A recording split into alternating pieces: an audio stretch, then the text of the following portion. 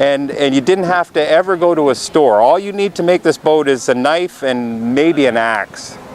We have 4 basic stages to building a beautiful birch bark canoe. And that includes gathering the bark, gathering the appropriate bark at the right time, and putting it in some type of form that you want your boat to have that shape. Step 2 is sewing side seams and these gunnels. Step 3 is bow stems, where it is split cedar. See, I've split it 4 times.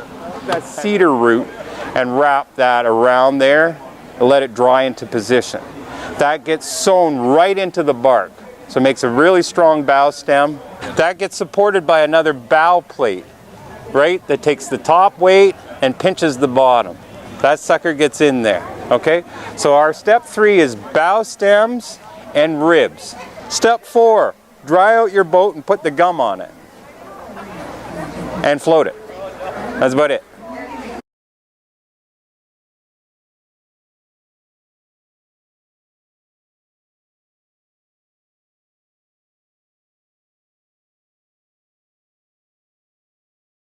So here, John, we've got the before and after. Go. 4 more ribs to go, and less waste. You don't have to go to the store. No. Yeah. No. In this length, they split a lot easier. Under 5 feet. These are 4 and change. It's when you get into 10 and 12 feet, and you have to split it straight over that distance. It gets a little fishy. It's possible. Find a cedar that'll split straight. Well, yeah, in my area there where I'm getting great birch, most of the cedars are corkscrewing. Okay. So the beauty of cedar bark is you can tell the grain of the tree by the outside of the bark. So the bark will actually corkscrew, and that's what the internal grain will be, is that corkscrew. So the bottom, say 15-20 feet of your cedar, you want that grain running straight up. So everything tells from the bark. If you don't have the bark on your cedar, you don't know what your board's going to be. And so if somebody takes off the bark ahead of time, you don't know what the board's going to be. You know, so you might be twisting and. But that's where you get the good birch bark. So you need to harvest your cedar somewhere else, different from where you yeah. Although all these are constructed from the same tree, both boats are constructed from the same deadfall. I had 50 feet, that big around at the base, at least, of cedar that was sitting on the ground. That's why I picked my site. Because I figured, well, I could use that cedar ahead of time. But every bit of cedar minus what I bought came from that. From both boats, came from the same tree. And I split it all, right? So the straight cedar you bought, for what, 20, 40 bucks? 28 bucks. That just does the top gunnels. Yep. And the rest was all naturally harvested? All natural and split. Yeah. So yes, you can get the whole thing from the bush. I just, for selling it and that type of aesthetic, that's why I've gone with this. But I've still carved it. I pre-cut it and then I carved it down to size. So it still has that element of the draw knife, right? In its seam. But yeah, like over 5 feet, you could split that wood all day. And that's what you normally do. There's only 4 hard pieces, and they're really 2 because you're going to split them down the middle to do gunnels. That's the only difficult splitting in the entire boat. Everything else is very straightforward. So with the grain, cedar always splits just beautifully. And you don't need a lot of devices or anything, right? And that's just a butter knife. That's a butter knife. So all that wood that you see, I would just do that over 4 feet, that type of length, and then I'd use a native lap joint to join those pieces together because it's negligible. Any outside wood you see is a jig. It's disposable at the end, or you just use it into your next boat. So it's you don't care about the aesthetics. You can join it up with all those different joints. You have to have a fluent piece for your in whale and your out whale. That's it. And these would be easy to split. In fact, I will split them, the center of this boat and the big boat, the 4 internal ribs, I will split just as regular. But they'll look the same. When you split cedar, you never get any slivers or anything like that. You can feel it. I don't know. I mean, it's lightweight, no slivers, it's all grain, right? And fairly straight. This seat was made of strictly split cedar back in the bush. This probably took me 4 hours to build the entire seat. Native lap joint, square peg round hole, spruce roots over the joints, and the lap. That gives you 3 registrations and a hell of a lot of strength. Birch bark has an incredible strength through its not its fissures, but its grain, right? So as long as that grain's going there, it has incredible tensile strength. So when you back it all with ribs and 1/8 of an inch sheeting, and the bark itself, you get up to close to 3/4 of an inch in most of the parts of your boat, and down to 1/4 inch. That's more structure than any Kevlar canoe. Cedar strip canoes are basically a birch bark canoe built backwards with a canvas on the outside. They build them backwards, they put the skin on at the very end. It's the exact same boat, right down to the same size of rib. The placement of the ribs, this gets 14 ribs, they get them every 6 inches. Most cedar strips are the exact same configuration. They base it off of that. That's why they were around in the 20s and 30s, and that's why birch bark canoes suddenly subsided. Now the next generation isn't getting as much of this information. That hasn't been carried down for about 100 years now. Yes, it's in history books, but the oral part of it, which is the bulk of it, and being physically in the bush, has not been carried down. So people build it in workshops and things, but it's all store-bought material. Usually. There are very few traditional builders around, but there's still some. There's maybe 2 or 3 in Ontario that I know of. More in Quebec, central and northern Quebec, because that tradition was kept through the natives, through Métis. At least that tradition was kept and is still alive in that area. So, what was your question? You were saying? I answered my own question. With the resin from the trees, is how you seal it? Yes, and that's basically the very last step you do. So what you see here is I'm just going to sew a main seam with spruce roots down either side, just up about 2 inches. That joins all these pieces of bark together as one. Now, after that, we tie in these gunnels every 6 inches, and that clamps, sandwiches this whole thing together. Then they get their sheeting, then they get this rib, and that's basically all the strength comes out of these ribs through there. I've started pre-bending some of them, but they'll get bent just with soaking and a bit of hot water. You can get them right up straight. Now tie those together, those 2 ends, let them dry. They'll be stuck in that position. It'll relax about an inch or 2. And then you put them in the boat. Now on this in whale, it has a little cut on the back side, 45, and you cut that, the same profile, and it fits up underneath there, right? Can't come out. The entire boat's made of compression fitting. There's nothing, minus a few incidentals, as you see, that didn't come from the bush. Everything came from the bush.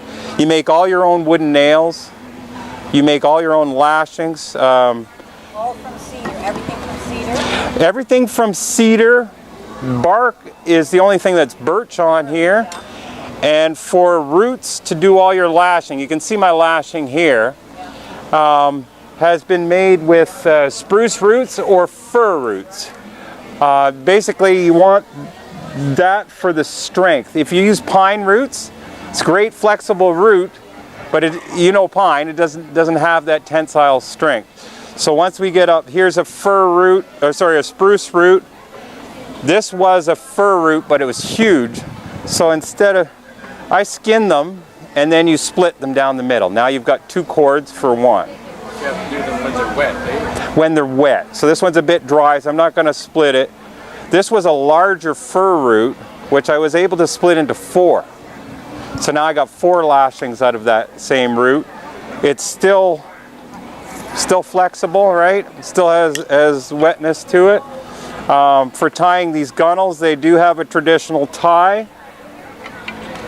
I'll just do a brief one here, but you'll understand the strengths of something like this if you're conscious about every movement, right? Then we're getting that typical bend. Right. Now that was done with just a half split. This is a 4, so I'll probably use these on the side seam because they're not so visual, right? So that comes in around there. Boom. As long as we've kept all our joints tight. I mean, it's super strong stuff, right? You're not breaking that. Now tomorrow when we come back, that will, like this, have dried out, makes a beautiful vice grip, pinches those together, okay? And you've got a mega lock. It's absolutely ideal stuff. And it's still wood. So if you ever had a problem in the future, you got to change a root or something, you're going to have to walk into the bush and pull up a root, split it, right? And repair your thing. You might want to wet the old one because that'll relax it again, right? Tie on the new one. If you have a hole in your boat, you go up to your nearest pine or spruce tree. You get the gum. You scrape it off. Get a little bacon fat or some bear fat. Throw a few... Try not to kill the bear. Okay. One of those Ursine liposuction clinics. So you mix those up a little bit. Traditionally, they throw in a little bit of ash because resin, as you know, is amber or clear. And so to know exactly where you've put it, you add a little bit of ash. That makes it black. You see the black lines on traditional boats. They don't always do that. A lot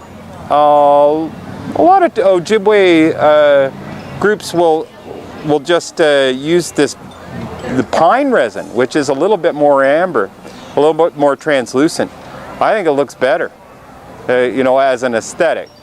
They both keep the water out. But when these are sewn in and the ends are sewn, there are really no holes in the boat. You're going to go over the gum with, like over the sew seam that's on the side. And you might do the same on the inside. But that's about it. Up the ends, up the bow stems. These bow... The root. Root. What are you sewing? The root itself. For doing these lashings, I need let's say 4 feet. So I'll split... But you're saying are you actually sewing? With the root itself. So I'll show you what you do here. Is you take the fat end, the long end, that goes in between the gunnel, okay? Then you can see I made 3 holes, and they go through there a couple of times each, and tie it in. Now, the other end, put on, because it's wood, right? You can make a lovely needle, and it's super strong. Use an awl to open up the bark. So I can kind of show you that procedure. 5 seconds flat. We use an awl for this one main reason, that it's not like a drill. A drill will remove material from whatever you're trying to make a hole in. So the whole idea with bark and even wood is you want to separate it temporarily. So that's all I'm doing, right? You take an awl, you separate it temporarily, okay? When this gets wet again, and it already is, it's starting to close back in on itself. Right. So before it does, I've made a point on that, right? Now when that dries in, it's drying around that hole. This is shrinking the whole device, self-sealing. And you didn't have to ever go to a store. All you need to make this boat is a knife and maybe an axe. An axe will help. Got vice grips there. Vice grips, right. Go to the store. But traditional vice grip is this. There. So we make a traditional vice grip, right? So you might want to whittle this down into 2 boards. And sometimes they would tie a little right on there so it wouldn't split that far, right?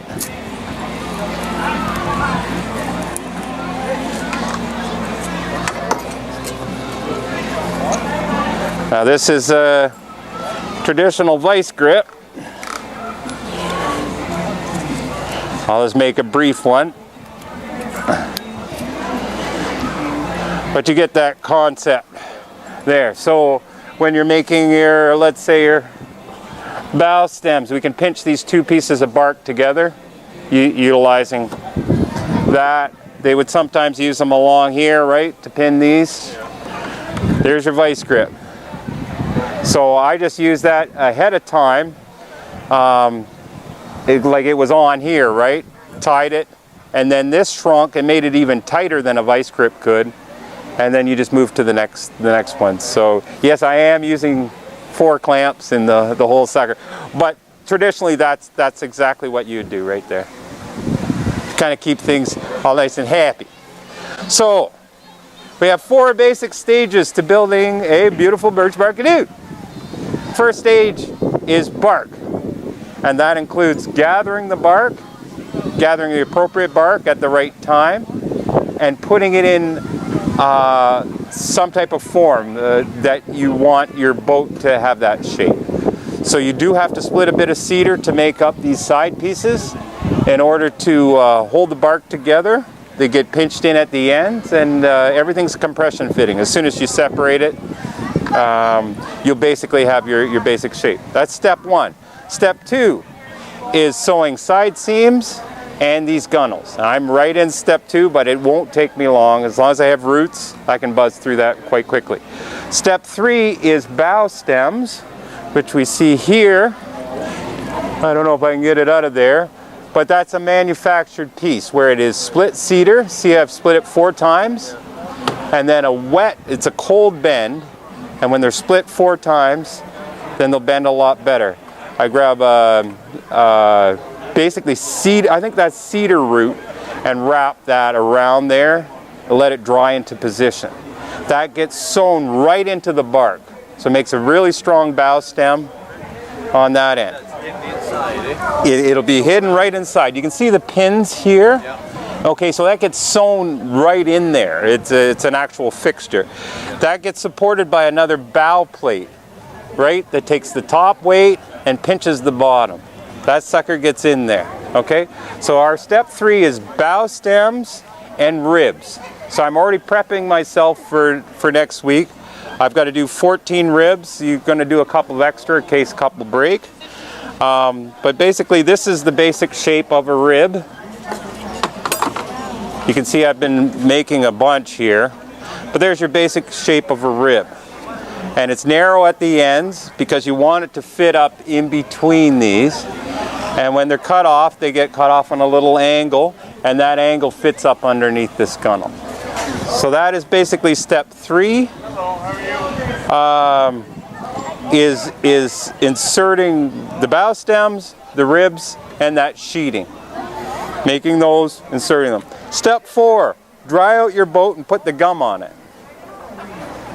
And float it. That's about it. That's step 4. So we're really close to it.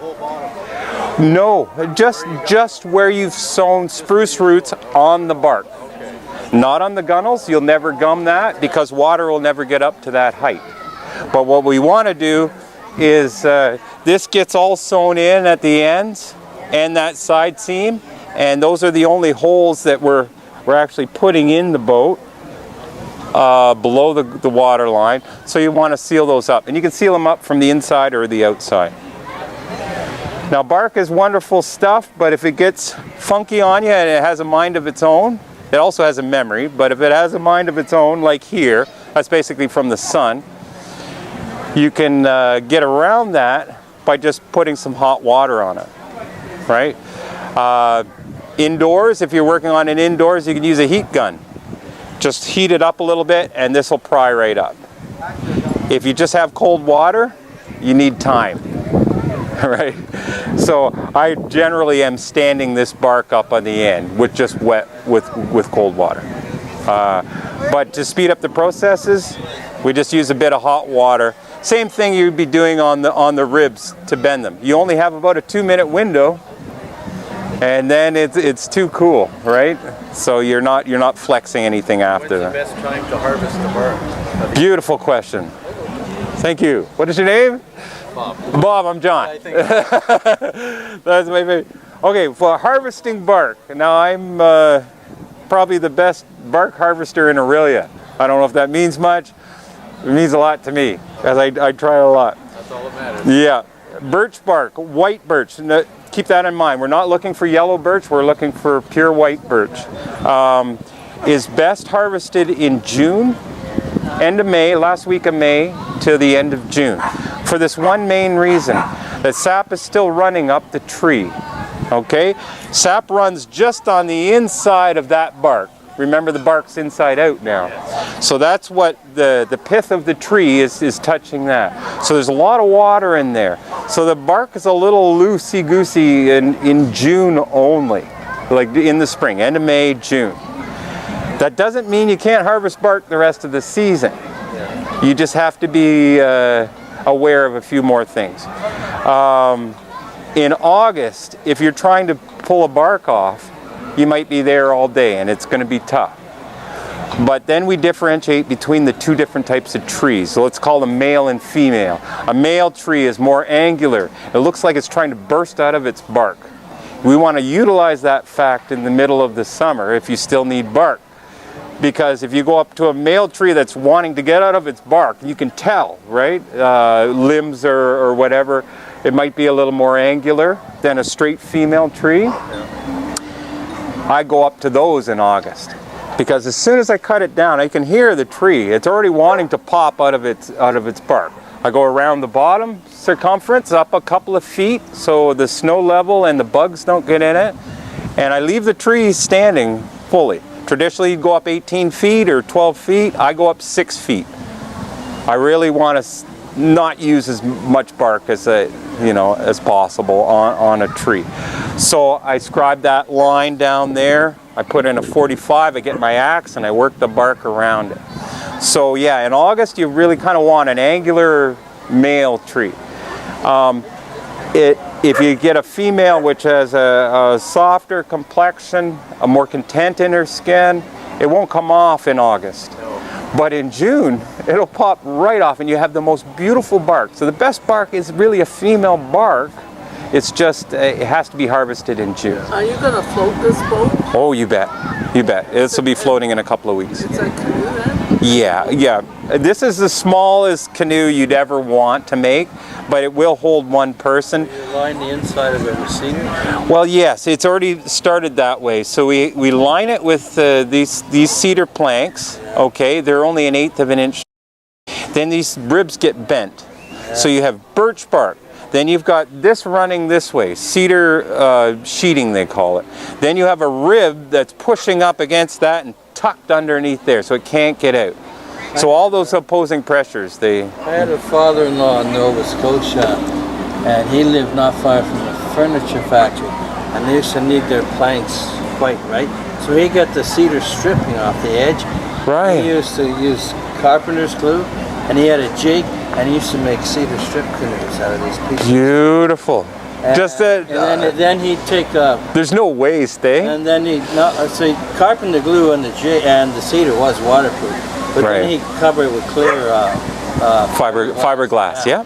And they look beautiful. Oh, they're beautiful boats. They're How beautiful. rigid? I guess the cedar inside might give this some rigidity. Yeah, this hasn't been ribbed yet or really officially sheeted, and it's already strong.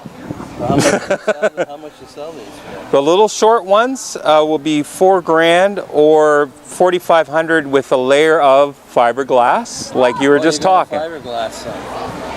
Yes. Oh, that's okay. So you'll have the option. Now I've got a 12-foot as well, and it's a traditional Ojibwe right from word go. It'll run around $7 grand. So you can say you got a birch bark cedar canoe that's been fiberglass. Yeah, a pinch hybrid. You can even color it if people want, like red. I would never. You want the brown. The fiberglass is strictly not just aesthetic, but it also seals the boat. It's going to give it some longevity, and people will stop hanging them on the walls. So you go with the natural color. You bet. The natural, everything right up to that fiberglass. 99% original, right? And then that last bit is to give it some sustainability. Yeah, some longevity. You want it to last 4 or 5 years, right? Thank you. At least. You're gonna Yeah. Well, most birch bark canoes run 40 to 80 years. Life Really? expected, yes. I could see if they had a fiber clear resin on the outside. No. I saw a 150-year-old Ojibwe canoe, like my 12-foot last year, is still intact. Bark If you lasts that keep long. if you keep it wet. Every time you wet it, it goes back to life, right? It's thinking it's on the inside of the tree. So it's doing what it should function. It's a living item. If you use it gently on the water, you pay 4,000 or 5,000. You want it to last at least 5 or 6, maybe 10 years. We get a lot more than that. Without the fiberglass, you're going to get a minimum 40 years. 40. The bark's that strong. Look at this stuff, man. Okay? As soon as you wet it, it repels water. Oh yeah, it is. Wow, It repels water that way. it is like almost like a plastic, or it feels like that. Right. Into that. Right. So when this has 3/4 of an inch of wood behind it, that's going to be 10 times stronger than any Kevlar canoe. You could take a baseball bat to When you this. take it from the trees, you got to cut the trees down, right? Never. Well, Save the I thought tree. You couldn't take the bark off of the trees without killing them. I have pictures of trees that are 30 years old that were harvested out on Cape Croker. Well, how come they always tell kids don't peel the bark off the birch trees? They say Well, kill them. it's not a great benefit to the tree, No. but you can still keep the tree living. Now, I only take bark from trees that are over 50 years old, Really? Oh. right? So they're on the second half of their lifespan, Okay. and they're still standing, they're still blooming. Fully leafed out foliage this year. Again, some of them I did 3 or 4 years ago. Really? Yes. So that's a myth about that. It's just how you do it and how much you do it. Don't drop the tree. Don't take too much bark. Don't take it down too low so the bugs don't get in So it. this is birch bark you use, That's birch bark. and you weave. Yeah, yeah. Look how strong this is going to be. Incredible strength, right? And it still has a nice flex. That's better than the seatbelt material or whatever you'd normally, use for that babiche that goes through there. Basically, what this is your jig here, right? Well, these are the actual gunnels. They'll remain. Well, so you can do Everything else is jig. Okay. So it all goes. because you got to get the angle by the jig or the plan, right? Exactly. 'Cause- Because forming bark is a art all on its own, right? The sun does its own thing. Bark has a memory, so it's kind of thinking it's still on a tree. Or if I give it a new memory, like I did last summer, and I changed its shape, then it's going to always want to go back to that. But you see what's happening here. This is sun and wanting to go back to its original shape. So how many canoes you build in a year about? Well, you can build one a month. See a small model. This is the one I teach with. Oh yeah. And I did a class out in Rama last year with the grade 6s. We built 18 of these. Each student built one, Really? and we raced them down the river. Oh. Yeah, down the Black River. So it was So you're really sort exciting. of teaching something that's a lost art, sort of, eh? Like You're just there's not big. giving a continuance to the not knowledge. Too many people would think inside that box, so to speak, right? Like anybody could probably learn how to do this, but not too many people would go around in their Give mind. some soul, my brother. Like if you told me I could make a birch bark canoe, But I'd you say, can't. what? Yeah, but If you you told me I can. could find the birch bark, I'd say what? You know. But now you have at least a basic understanding. Well, I Most watched people it. coming up to this wonder why the white is on the inside. They can't. They Well, don't. it's smooth on they- the outside, right? So the white. That's one thing right there. Plus, it's water repellent on this side because it's trying to keep the water in the tree, right? But they're incredibly light boats and they won't sink. Oh, thank you. That's amazing. That's amazing. Thank you. Thank you. Appreciate it. Did this carry? How much? Well, if it was up to here, it would be about 375 pounds. Oh, okay, I got But you'd be dead in the water. So to get a water line, roughly about 250. You only take about 3/4. You can't go past 3/4. It just gets a little fishy. But because it's so deep, it's displacement. So whatever it displaces of water, we take that weight, and that gives us the weight that the canoe will handle. And we take 3/4 of that weight, and that's really the number that you should be looking at about that weight. But I know it's a short boat, but it's 11 inches deep, and it's over 2 feet wide. There's enough displacement there for my body, right? The way you basically look at it is 3 human beings on their side, 3 of yourself will support you and your pack and everything.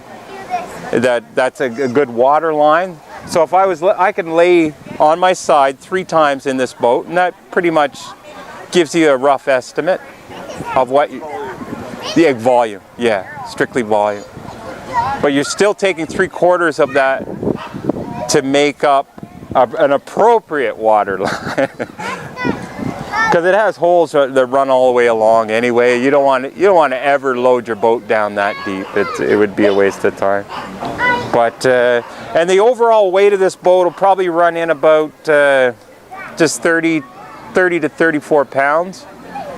And the bulk of that weight is the cedar. You can see why they use cedar, because it floats really well. It splits really well. And it shapes really well. Yeah, it's flexible. Cool, man. Thank you. Thank you. Good Harrison, everybody.